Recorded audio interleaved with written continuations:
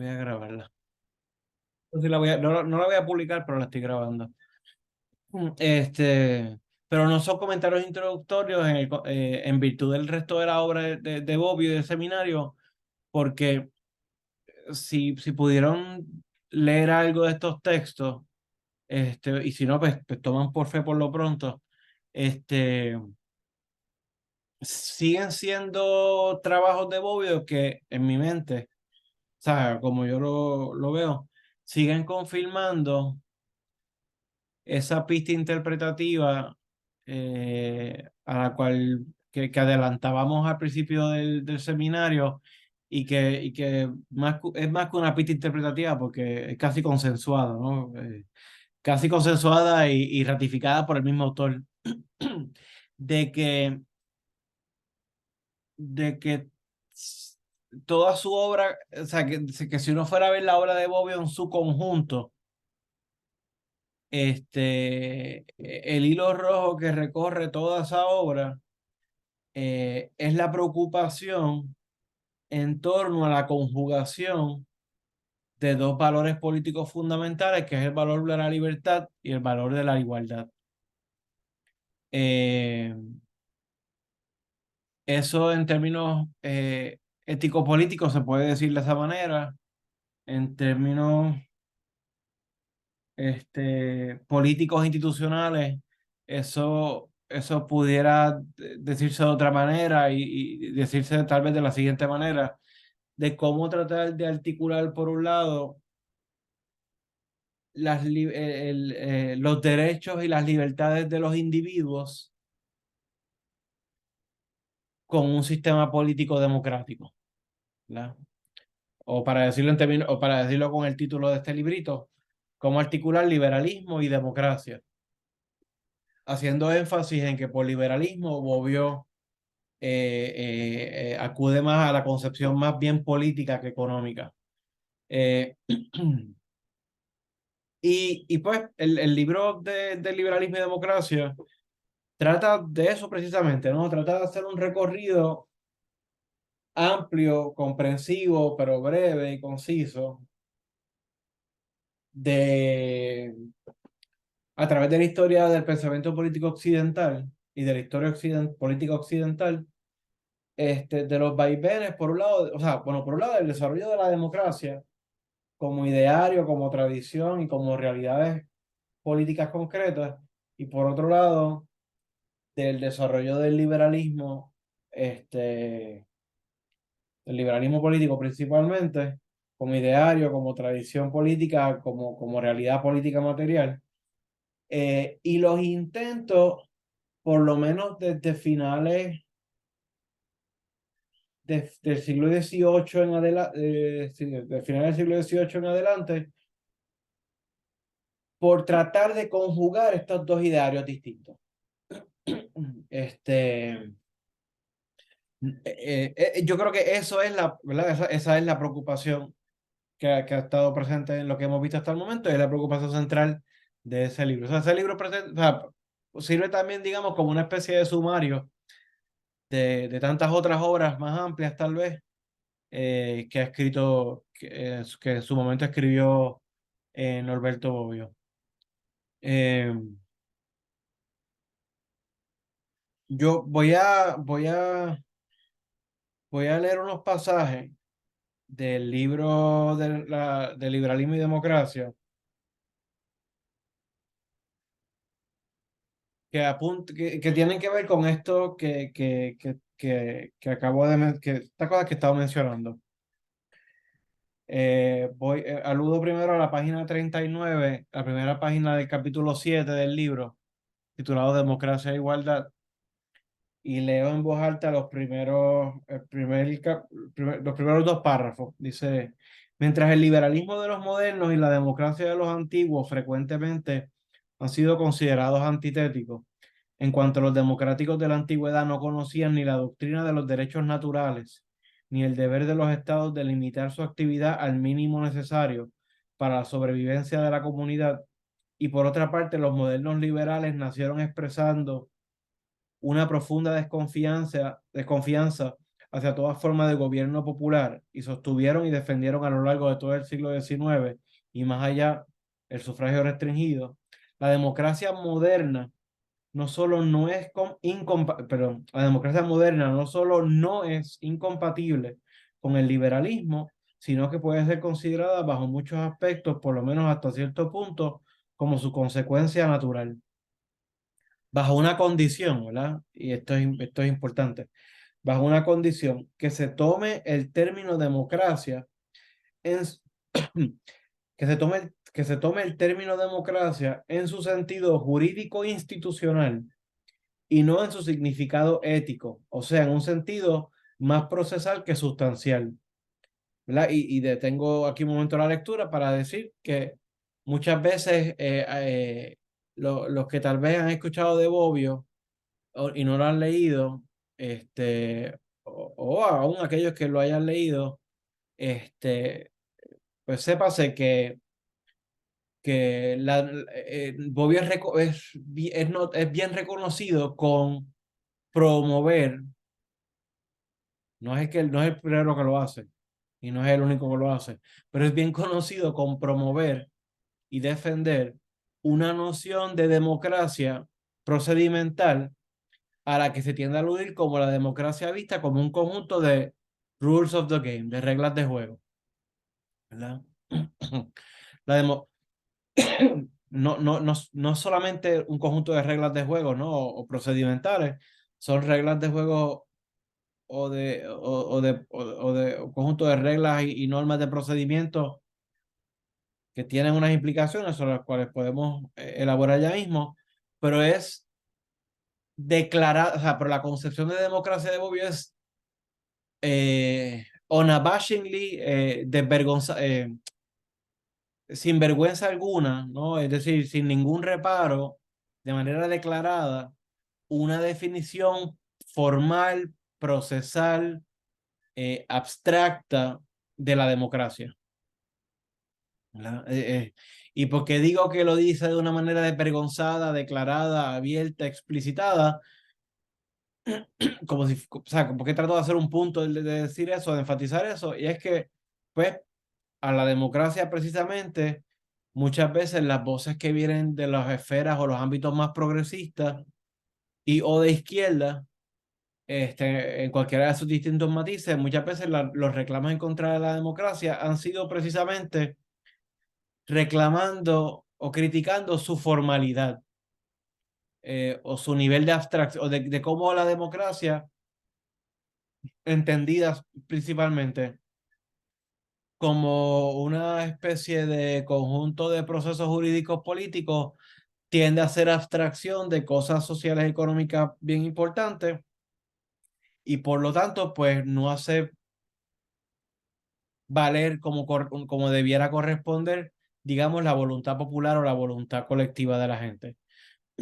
Y pues digamos que a pesar de que esa ha sido una de las críticas principales o sea, por ahí vienen muchas de las críticas principales a la democracia desde los ámbitos progresistas de la izquierda, de que es muy abstracta o muy formal o lo que sea. Bobbio declaradamente plantea, o sea, defiende esa noción procedimental de la democracia. No como una cuestión en sí misma, sino porque, como vamos a ver en lo que continúa en esta cita y en otros pasajes y en la conversación en general, porque para Bobbio, entre otras cosas, solamente una noción procedimental de la democracia le permite el poder mejor pensar la combinación de la democracia con el liberalismo.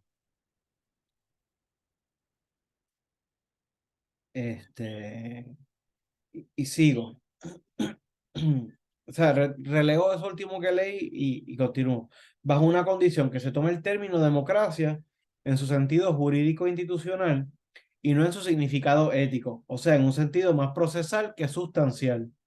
Es indudable que históricamente democracia tiene dos significados preponderantes, por lo menos en su origen, según si se pone en mayor evidencia el conjunto de reglas cuya observancia es necesaria con objeto de que el poder político sea distribuido efectivamente entre la mayor parte de los ciudadanos, las llamadas reglas de juego, del juego, o el ideal en el cual un gobierno democrático debería inspirarse, que es el de la igualdad, ¿verdad? Perdón. Una definición, digamos, más sustantiva trataría de,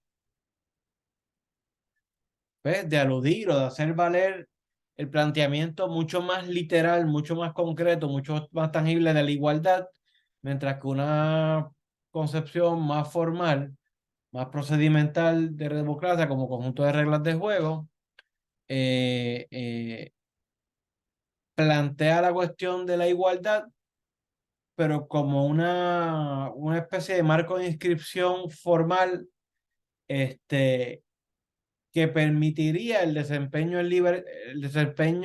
de los derechos libremente de todos los individuos. Continúo con la lectura. Dice, con base en esta distinción se suele diferenciar la democracia formal de la democracia sustancial. O con otra conocida formulación, la democracia como gobierno del pueblo de la democracia como gobierno para el pueblo. No tiene caso detenernos a repetir una vez más que en estas dos acepciones la palabra democracia es usada bajo dos significados tan diferentes que han dado pie a discusiones inútiles como la de que si es más democrático un régimen en el que la democracia formal no va acompañada por una misma igualdad o el régimen en el que una misma igualdad se obtiene mediante un gobierno despótico. Tomando en cuenta que en la larga historia de la teoría democrática se entrelazan elementos de método y motivos ideales que solo se encuentran fundidos en la teoría rusoniana, en la que el ideal fuertemente igualitario que la mueve encuentra su realización en la formación de la voluntad general. Ambos significados históricamente son legítimos, pero la legitimidad histórica de su uso no permite alguna vinculación con la presencia eventual de elementos connotativos comunes. Y cito un poquito más, un párrafo más, de los dos significados, el que se relaciona históricamente con la formación del Estado liberal es el primero, la democracia entendida como un conjunto de reglas formales. Si se considera el segundo, de democracia como algo más sustantivo, el problema de las relaciones entre el liberalismo y la democracia se vuelve mucho más complejo y ya ha dado lugar y hay razón para creer que continuará dando lugar a debates interminables. En efecto, de esta manera, el problema de la relación entre el liberalismo y la democracia se resuelve en el difícil problema de la relación entre la libertad y la igualdad. Problema que presupone una respuesta unívoca a estas preguntas: ¿qué libertad? ¿Qué igualdad? Es decir, si lo estoy entendiendo bien, el problema con uno asumir una perspectiva más sustantiva de las cosas, de estos asuntos, sobre una más formal, es que te obliga, pues como él dice, te obliga a definir o te obliga a responder de qué libertad estamos hablando, pero más aún qué igualdad estamos hablando.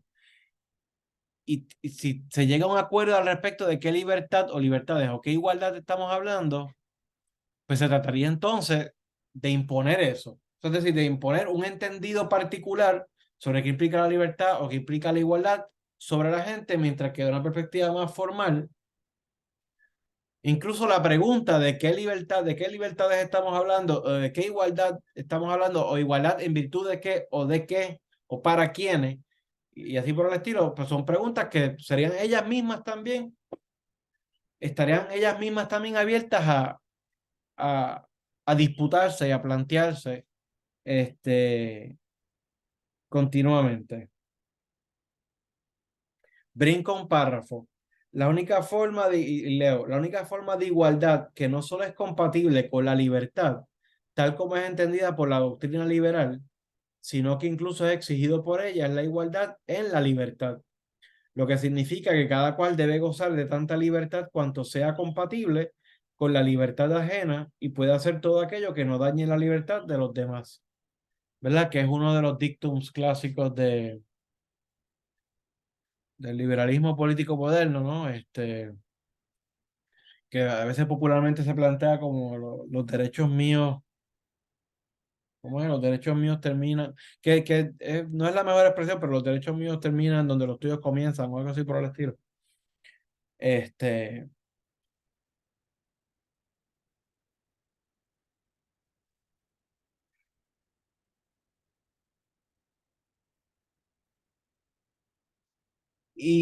entonces, pues nada, pues el libro pues trata de articular, trata de plantear las distintas posibles articulaciones, entre democracia y liberalismo, a sabiendas de que son tradiciones que, ¿verdad? En el caso de la democracia, como hemos comentado múltiples veces, no solamente en el contexto de este seminario, sino también en el contexto del seminario que tuvimos en la segunda mitad del año pasado. La democracia, que es una tradición pues, que es antigua, eh, que, que fue fundada eh, eh, sobre el supuesto de comunidades humanas o comunidades políticas mucho más pequeñas, mucho menos pobladas, comunidades políticas que, amén de sus desigualdades o diferencias entre clases sociales y económicas, en términos culturales eran comunidades más homogéneas. Participación política que aún en la democracia era extendida o adjudicada solamente a una población bastante más limitada de lo que se le es extendido a los plenos derechos de ciudadanía hoy día a los individuos que viven en democracia. Y que en términos de cosmovisión, la democracia, tradición antigua, se origina entre una perspectiva, mm, a diferencia del liberalismo moderno, que más que privilegiar la integridad del sujeto, del individuo como sujeto autónomo, dueño de sí y que se basta a sí mismo, estaba anclado en elementos culturales y de cosmovisión organicistas, ¿no? Donde se le da eh, cierta prioridad al todo sobre las partes. Es decir, o que las partes tienen la importancia que tienen en tanto ayudan a realizar o formar parte de ese todo. Eh, eh, y no solamente eso, sino que en el caso de la democracia en los antiguos surge como el saldo de compromiso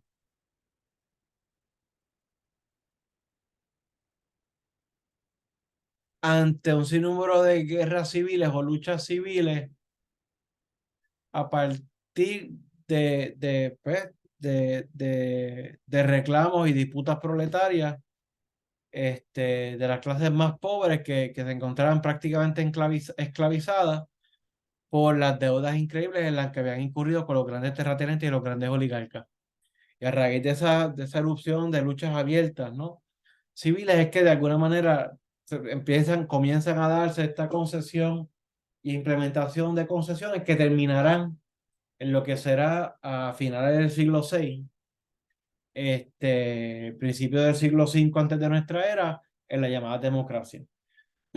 Frente al liberalismo político, que parte de una matriz y una cosmovisión pues individualista, ya no organicista, parte del privilegio, de la prioridad del uno, del individuo como ente que se basta a sí mismo.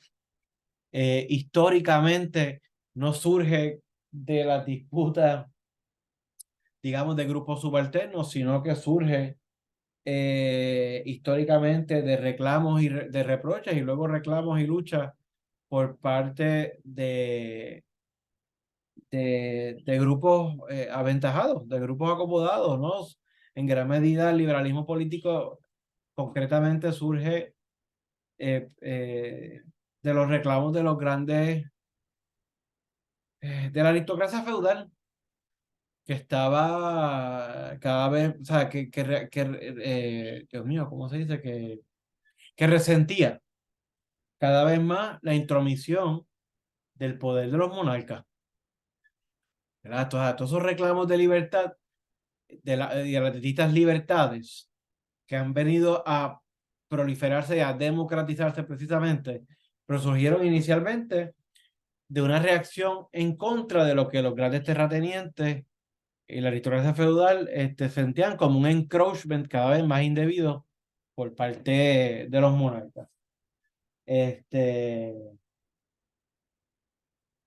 Y pues por lo tanto son dos tradiciones nacidas históricamente en épocas distintas, nacidas tomando en cuenta características sociales, demográficas, geográficas, poblacionales distintas, surgidas a partir de sensibilidades culturales distintas, eh, con impronta o marca de clase social original distinta,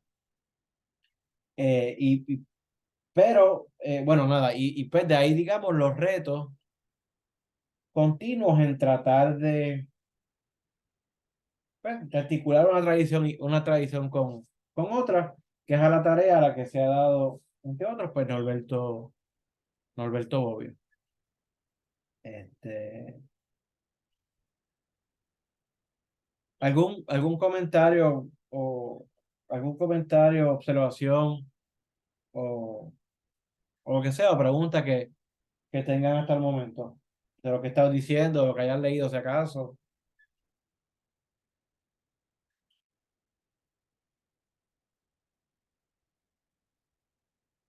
Este,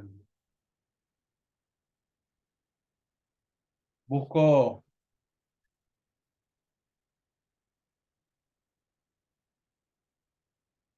perdón,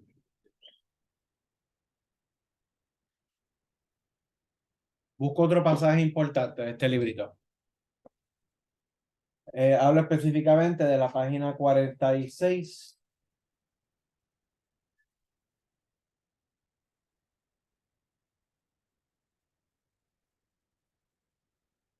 Y por si acaso, ¿verdad? Pequeño paréntesis, particularmente si no han podido hojearlo, pues yo le mandé el PDF completo. Esto, o sea, yo le sigo diciendo librito porque literalmente es bien pequeño, ¿verdad? O sea, cabe en un bolsillo de un mahón. Y lo que tiene son 114 115 páginas. Este, y la impresión es chiquita, pero aunque le sigo diciendo librito, yo realmente creo que, particularmente para aquellos que, pues, que no tienen por qué haber estudiado en detalle la historia del pensamiento político, la teoría política, yo creo que es de estos libritos de los cuales uno aprende mucho. O sea, porque es como un buen sumario pues, de una forma de interpretar la historia del pensamiento político occidental. Pero bueno, en la página 46 leo lo siguiente.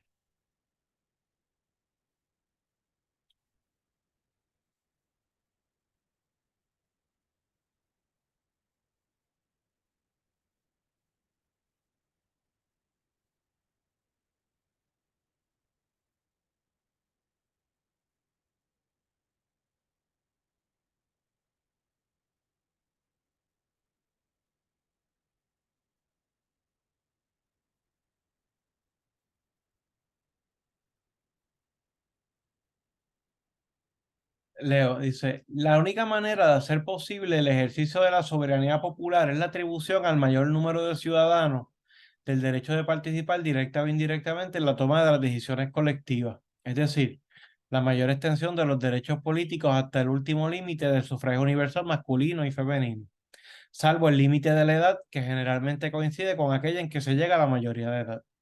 Aunque muchos escritores liberales han criticado la conveniencia de la ampliación del sufragio en el momento de la formación del Estado liberal, la participación en el voto solamente era permitida a los propietarios, el sufragio universal en principio no es contrario ni al Estado de Derecho ni al Estado mínimo. Más aún, se debe decir que se ha formado tal interdependencia entre uno y otro que mientras al inicio se pudieron formar estados liberales que no eran democráticos, sino en la declaración de principios, hoy no serían concebibles estados liberales que no fuesen democráticos, ni estados democráticos que no fuesen liberales. Eso habría que ver, no, pero esto está escrito a mitad de los 80. No, ¿cuándo está escrito esto? Sí, a mitad de los 80. Ni estados democráticos que no fuesen liberales. En suma, existen buenas razones para creer que hoy el método democrático es necesario para salvaguardar los derechos fundamentales de la persona, que son la base del Estado liberal.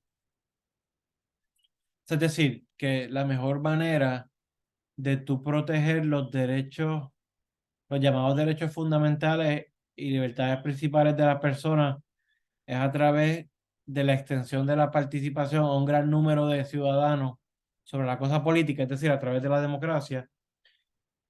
Y por otro lado, B, que la salvaguardia, que la salvaguardia de estos derechos fundamentales, liberales, que la salvaguardia de estos derechos es necesaria para el funcionamiento correcto del método democrático. Es decir,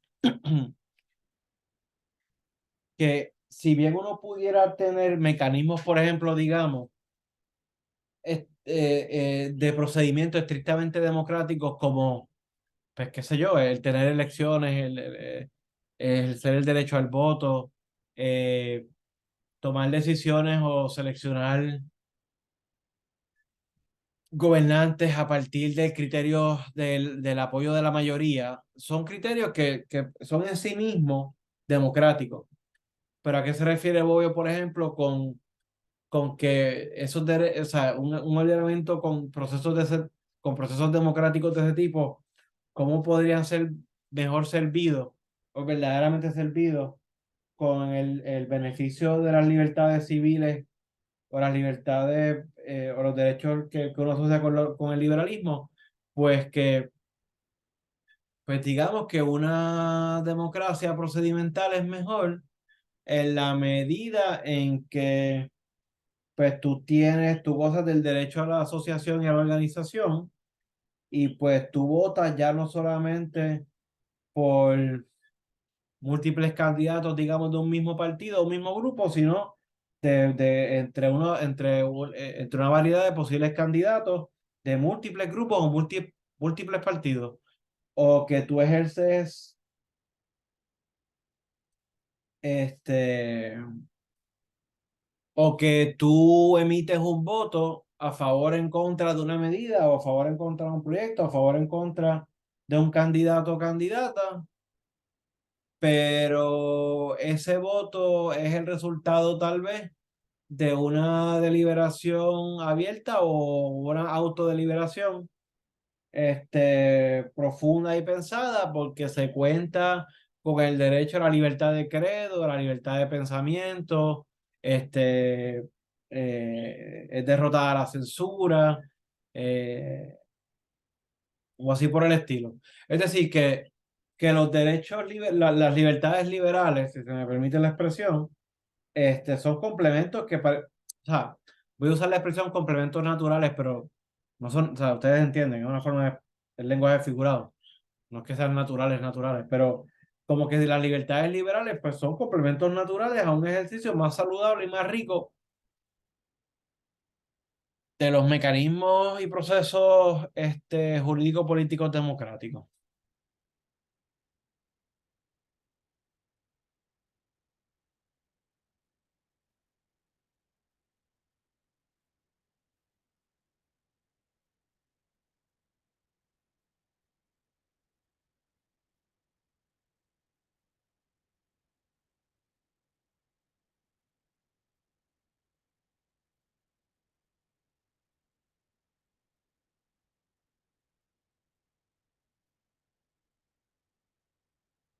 Ok.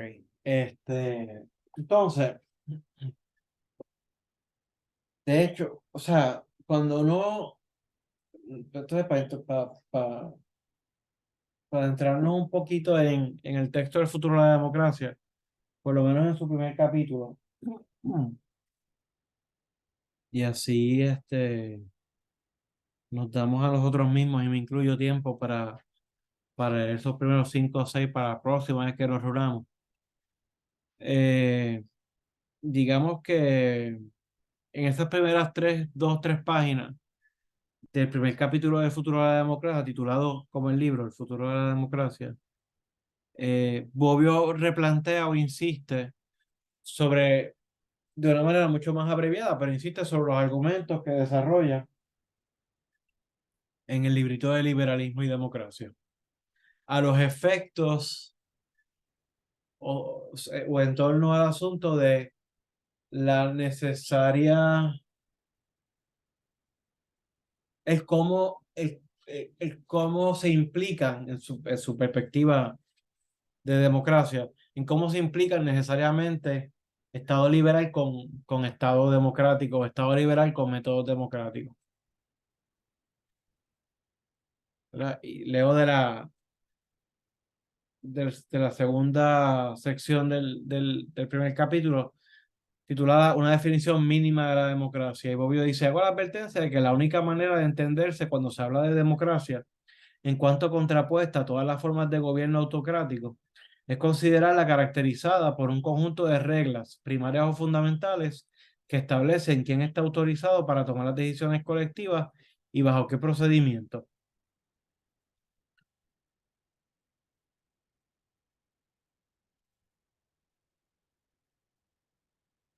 Eh, y por lo tanto, en una democracia, o sea, una primera aproximación a la democracia, esto es decir, que una democracia es ese sistema político, ese ordenamiento político que permite que una gran cantidad de personas participen directa o indirectamente en los procesos de toma de decisiones que cobijan a todo el colectivo. Es una imprecisión, o sea, suena impreciso tú decir una gran cantidad de personas, ¿verdad? Porque es una aproximación, pero, pero es a propósito porque o sea, lo que se plantea es realmente es una perspectiva incremental o comparativa o de gradaciones. Es decir, porque una democracia no es literalmente una omnicracia. En una democracia no puede participar todo el mundo. O sea, a lo más que racionalmente y racional y, o sea, por motivos racionales y de razonabilidad, racionales y razonables. Eh, en una democracia el criterio al que se va, por lo menos, o sea, si pensamos en el sufragio, a lo más que se llega es al sufragio universal en el sentido de masculino femenino, pero aún así eso no es una omnicracia porque, pues, para tú tener el derecho al voto, pues tienes que, por ejemplo, cumplir con la mayoría de edad, ¿verdad? O sea, que no es que literalmente todo el mundo tiene el derecho al voto, es que una gran cantidad de personas puede participar en estos procesos. Y claro, ¿cuántas personas más o menos pueden participar en estos procesos? Haría a una comunidad versus comparación con otra, más o menos democrática, ¿verdad? Dependiendo, entre otras cosas, en el criterio de cuántos pueden participar.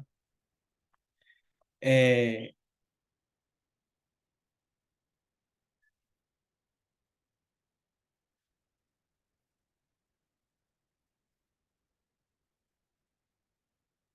Dice Bobbio, o sea, yo estaba haciendo médico de lo siguiente, dice Bobbio, como gobierno de todos, la omnicracia es un ideal límite. En principio, no se puede establecer el número de quienes tienen el derecho al voto para que se pueda comenzar a hablar de régimen democrático. Es decir, prescindiendo de las circunstancias históricas y de un juicio comparativo, solamente se puede decir que en una sociedad en la que quienes tienen derecho al voto son los ciudadanos varones mayores de edad, es más democrática que aquella en la que solamente votan los propietarios, y a su vez es menos democrática que aquella en la que tienen derecho al voto también las mujeres. Cuando se dice que en el siglo pasado en algunos países se dio un proceso continuo de democratización, se quiere decir que el número de quienes tienen derecho al voto aumentó progresivamente. Y sigue, por lo que respecta a la modalidad de la decisión, la regla fundamental de la democracia es la regla de la mayoría. O sea, la regla con base en la cual se consideran decisiones colectivas y por tanto obligatorias para todo el grupo, las decisiones aprobadas al menos por la mayoría de quienes deben de tomar la decisión. Eh, Brinco al siguiente párrafo. Por lo demás, también para una definición mínima de democracia, como es la que adopto, no basta ni la atribución del derecho de participar directa o indirectamente en la toma de decisiones colectivas para un número muy alto de ciudadanos, ni la existencia de reglas procesales como la de la mayoría. Es necesaria una tercera condición. Es indispensable que aquellos que están llamados a decidir o a elegir a quienes deberán decidir, se planteen alternativas reales y estén en condiciones de seleccionar entre una y otra.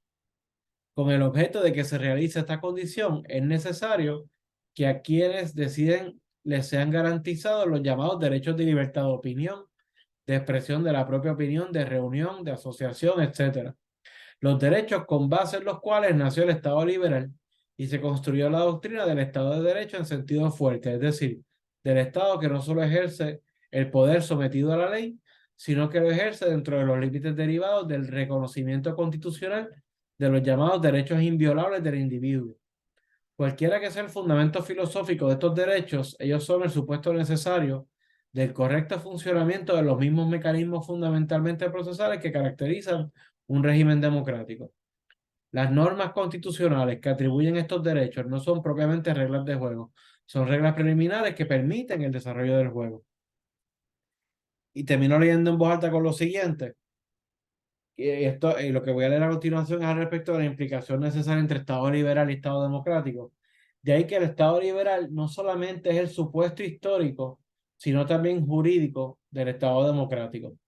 El Estado liberal y el Estado democrático son interdependientes en dos formas. Uno, en la línea que va del liberalismo a la democracia, en el sentido de que son necesarias ciertas libertades para el correcto ejercicio, él dice el correcto, pero podríamos decir el mejor ejercicio del poder democrático. Dos, en la línea opuesta, la que va de la democracia al liberalismo, en el sentido de que es indispensable el poder democrático para garantizar la existencia y la persistencia de las libertades fundamentales.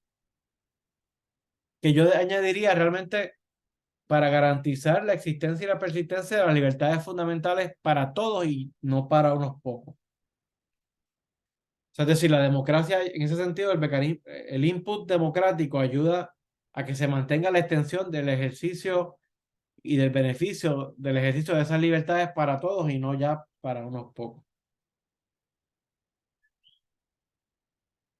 En otras palabras, sigo la lectura, en otras palabras, es improbable que un Estado no liberal pueda asegurar un correcto funcionamiento de la democracia y por otra parte es poco probable que un Estado no democrático sea capaz de garantizar las libertades fundamentales, añadiría yo, para todos.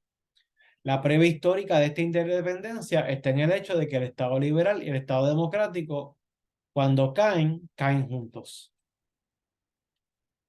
Que ya es más bien pues un planteamiento que basado en las cosas tal cual, ¿no? Como cuestión de hecho, más que valorativo. Eh, y lo otro que hace entonces Bobbio, previo a hablar de las llamadas promesas incumplidas de la democracia moderna, es plantear de que, ¿verdad? Este texto está escrito a la altura, o sea, se publica a mitad de los 80 y este argumento que hace era súper válido en el momento en el que lo hace, a mediados de los 80 y sigue siendo igualmente válido o tal vez hasta más válido, dependiendo de cómo uno lo vea. Hoy día es que, a diferencia de aquellas comunidades para las que estuvieron pensadas originalmente los ordenamientos democráticos, eh, pues las sociedades modernas son en este punto irremediablemente pluralistas, ¿no? Es decir, está internamente, la llamada lo que llamamos sociedad las llamadas sociedades están internamente fraccionadas y segmentadas, pues, no solo, pues, por múltiples criterios.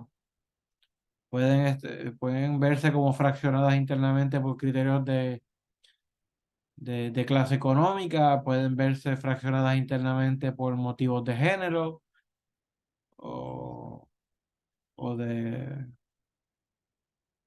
o de preferencia sexual. eh, Pueden verse internamente fraccionadas, dependiendo del contexto, por criterios étnicos, por criterios de raza. Pueden verse internamente fraccionadas por criterios de religiosidad, comunidades de fe distintas coexistiendo, pueden verse fraccionadas. Es decir, que las sociedades modernas son, pues, simple y llanamente fuertemente plurales y que en ese sentido no hay vuelta atrás, y que hay que confrontarse con eso. Lo que pues lo que implica unos retos, ¿no? Y eh, tomando eso en cuenta,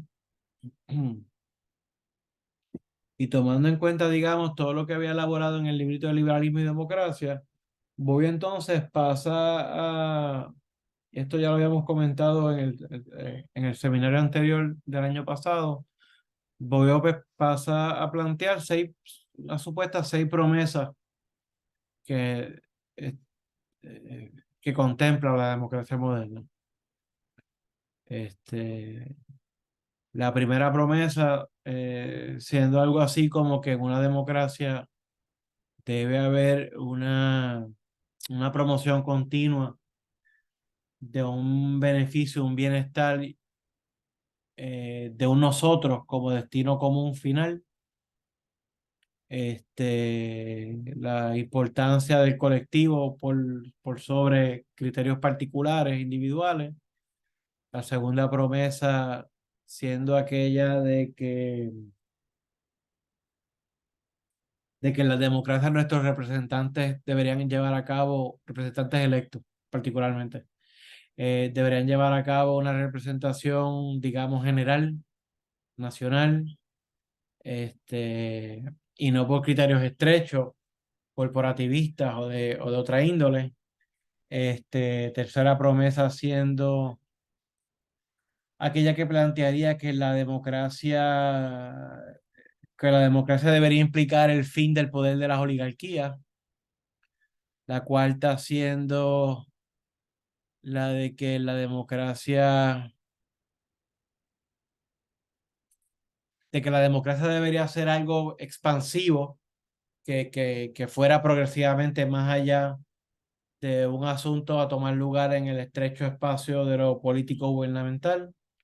La quinta promesa siendo que en la democracia las decisiones y los procesos de toma de decisiones deberían ser llevados a cabo, digamos, a plena luz del día. O sea, decir figuradamente, debe ser completamente transparente y de esa manera eliminar lo que Bobbio llama el poder invisible. Y la sexta promesa, siendo aquella de que en una democracia el ciudadano promedio, al, al plantearse el derecho a participar, eso le plantearía el deber o la obligación de aculturarse de manera adecuada, de educarse políticamente para poder participar en las mejores condiciones posibles, de la manera más educada, políticamente hablando, posible.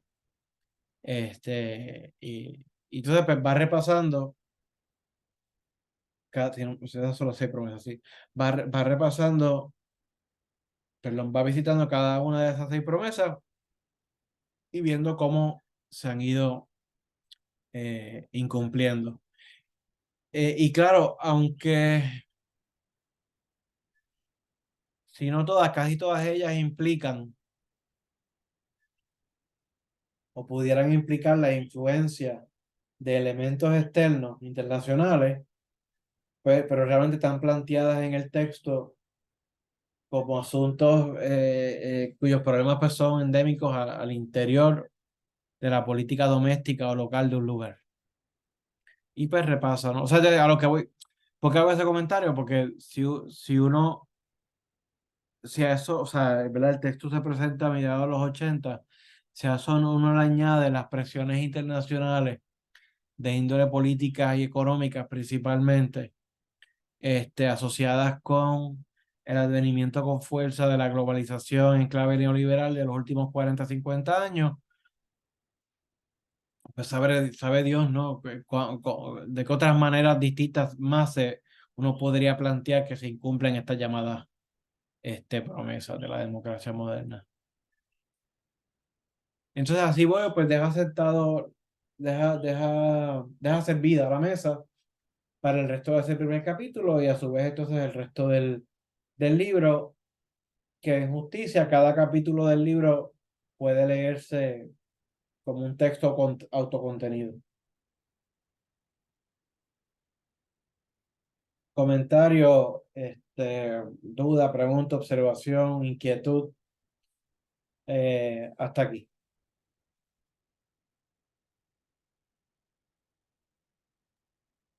Solamente una frase Sí, que aparece en la página 20 que me chocó, sí. es que dice Bobbio que no hay nada más peligroso para la democracia que el exceso de democracia. El Este, exceso de la democracia. el exceso de la democracia. Este, la frase como que llama la atención, ¿no? Sí. Claro, él lo plantea en el contexto de esta ilusión que existía una vez de que con la tecnología moderna, en las computadoras, etcétera, que sería posible en el futuro que cada ciudadano participara directamente en la toma de decisiones a nivel de sociedad. Y dice que es un absurdo y eso sí la destrucción final de la democracia, ¿no? Sí. Pero la impresión es que lo plantea como la necesidad de plantear democracia como un proyecto diario, ¿no? Tienes una cosa que se construye, un proceso, ¿no? Lo que me ha gustado de los escritos de él, porque no lo conocía, es que uno ve que tiene una base sólida en cuanto a su conocimiento histórico, del proceso que él ha pasado, que él ha Ujú. observado, ¿no? Porque cuando plantea estas cosas, ¿no? Pues uno ve pues que habla de su experiencia, ¿no? Bajo el fascismo y otras cosas, ¿no? Eh, Este, eh, por lo menos hasta ahora me ha gustado lo que encuentro que lo que escribe y la manera que escribe, eh, me imagino que a mucha gente le cae mal, tanto de un lado como de otro, ¿no? eh, Este, porque surge de una genuina preocupación por la participación amplia, ¿no? sí, Que para él es fundamento de la democracia, ¿no? eh, Te traigo esa frase porque me chocó. Y eh, también él plantea, eh, levemente, pero plantea la cuestión de la tecnología, de, se entra la comunicación, como un elemento fundamental para el futuro desarrollo de la democracia, sí. ¿no? Porque plantea, por ejemplo, una frase que dice, ningún déspota de la antigüedad tenía los medios para intervenir en la vida de los súbditos, como existe hoy día, que es Ujú, lo que estamos viendo, ¿no? ujú. Como los medios, esta capacidad de influir, de meterse en la vida de millones de personas.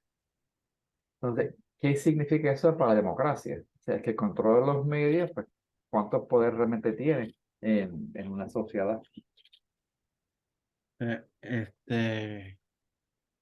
Que claro, son unos comentarios que tienen una presencia increíble con el settlement de Fox News en el caso digo, esto es lo más reciente, pero sí, con todo el advenimiento de la influencia del mainstream media, o sea, porque y con ello la creación y la exaltación no ya de los demagogos, de los super demagogos, ¿no? Este,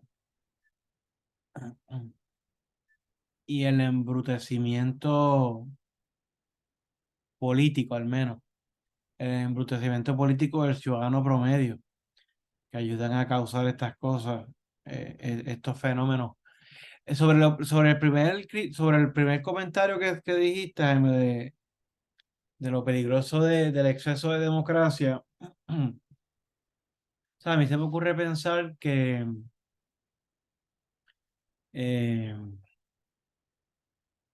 o sea, cuán estable, eh, esto está presente en el segundo capítulo del futuro de la democracia, o sea, cuán estable puede ser, o sea, uno de los mecanismos procesales más democráticos, pues son los referéndums, ¿no? O sea, es decir, cuando tú literalmente llevas un asunto importante que le atañe a todo el mundo a consulta, o sea, no lo dejas en manos de los representantes electos, de los legisladores electos, sino que consultas directamente con el pueblo soberano.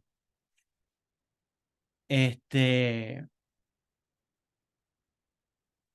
pero eso que es súper democrático, en términos procesales, pues no es casualidad que los referéndums no son todos los días. O sea, es decir, imagínate que haya, o sea, y voy a hacer comentarios sobre Italia, pero lo podríamos hacer nosotros en Puerto Rico por Puerto Rico. O sea, Bobio decía un comentario como que, o sea, si uno toma en cuenta, como es que decía, si uno toma en cuenta la cantidad de leyes que se producen anualmente en Italia, si necesitáramos un referéndum general para decidir la aprobación o rechazo de cada uno de los proyectos de ley, tendríamos que tener a lo poco un referéndum por día.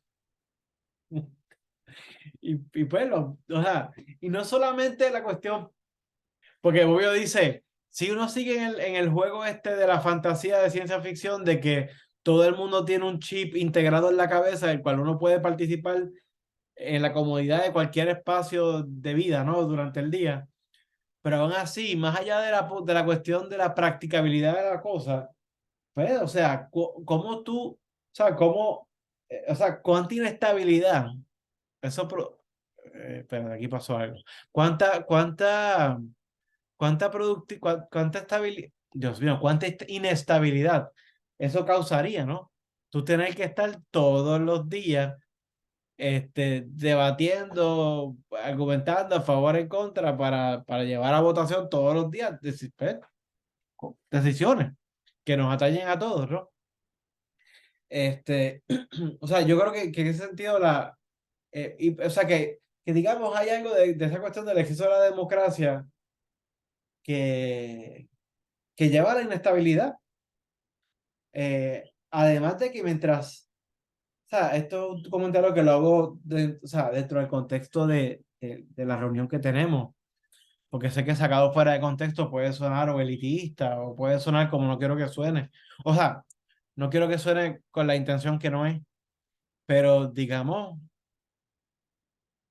si todo el mundo participa todo el tiempo de todas las decisiones, pues uno pensaría que, o sea, a menos que uno fuera maquiavélico en el mejor sentido de la palabra, de que pues, entendiera que el conocimiento agregado de los muchos es superior al conocimiento supuestamente especializado de unos pocos expertos, que en términos generales yo simpatizo con ese ánimo, pero en términos concretos, prácticos, este, con la rapidez y la agilidad con la que habrá que tomar todas estas decisiones, eh, todo el mundo participando todo el tiempo, pues induciría a mayor proclividad de error, a mayor error, ¿verdad? Y la apertura de mayor participación siempre abre la posibilidad a error. O sea, digo, o no apertura también a error, pero, pero nada, piensa en eso, pero también, espérate, la cuestión de la impracticabilidad, no, de que no contribuiría, ¿verdad? O sea, la inestabilidad, pero había otro punto más que yo quería hacer al respecto de ese comentario. Ah, que la cuestión, lo otro demasiado democracia, así sin apellido, sin poner apellido, es que yo creo que ahí viene la perspectiva de la cuestión de los derechos del individuo, la libertad individual es importante y el pluralismo es importante, es que en abstracto el criterio de la mayoría es el criterio democrático por excelencia, pero si tú tiras toda la balanza al lado democrático y digamos descartas por completo o pormenorizas el componente liberal político, bueno, pues la mayoría puede mandar, pero entonces hasta qué punto vamos a dejar que las minorías sufran el embate de las mayorías. O sea, es decir, en qué momento la democracia, de lo que se le acusaba injustamente a Rousseau, pero se le acusaba de que esta democracia total ideal que planteaba Rousseau pues, se convirtiera en este super Uber, mega eh, tirano, el ropaje democrático, ¿no?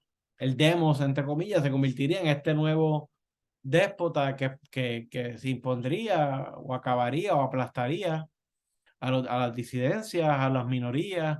Es decir, que ese comentario en abstracto, porque yo no lo recuerdo, pero en abstracto ese comentario que lees de Bobbio, de que demasiada democracia es peligroso, a mí me viene a la mente, como poco, son dos criterios. Por un lado, la cuestión de la practicabilidad y que no es conducente a una estabilidad que para mí es necesaria en eh, para una convivencia relativamente decente.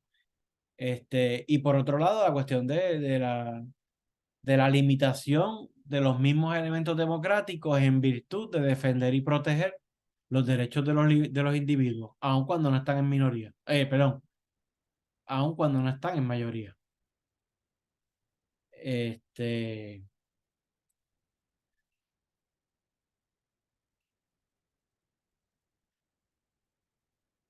Había algo más, porque dijiste un par de cosas ahí. Sí, lo de los medios de información masiva lo comentamos.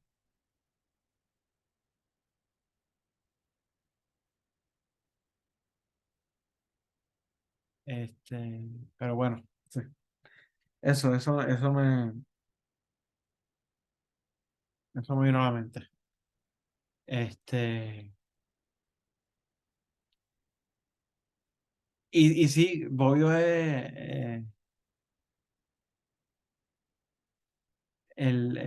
tiene una gran habilidad y como tú dices, compaginar la cuestión histórica en el análisis. No solamente es saber de historia, es cómo lo hace, porque es compaginarlo de manera tal que le sirve para aterrizar puntos cuando hace falta aterrizar. Y como asumir una perspectiva, como as a matter of fact, como tú sabes, backgrounded, a partir de cómo han sido las cosas de verdad y cómo puedes, o cómo son, ¿verdad? Cuando escribe estas cosas.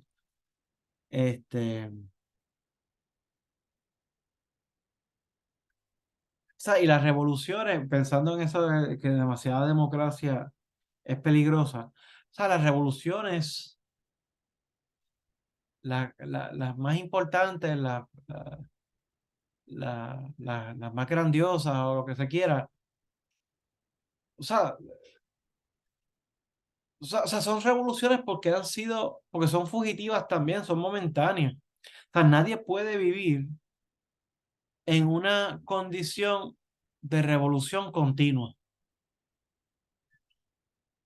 De la misma manera que nadie debería vivir o querer vivir todo el tiempo pensándose como un ciudadano que participa. O sea, es decir, qué sé yo, la vida no es solamente eso, ¿no? Pero de la misma manera, pues, o sea, la democracia son esos momentos, instancias de transgresiones más amplias, menos amplias, que logran trastocar un ordenamiento para la constitución de un nuevo ordenamiento social, pero después pero la gente vive siempre o debería querer vivir siempre en el día después de la revolución.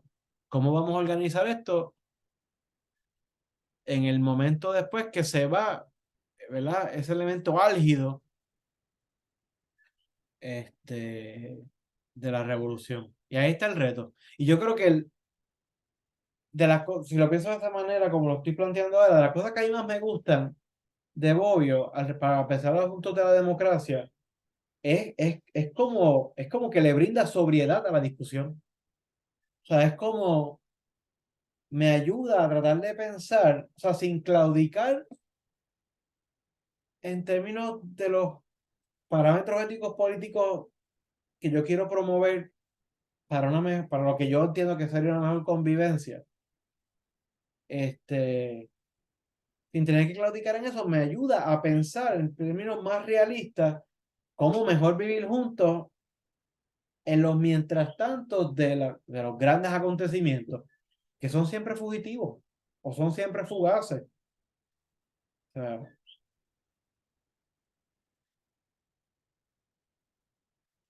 qué sé yo, así creo que lo veo, por lo pronto. Este, ¿Algún otro comentario u observación o pregunta?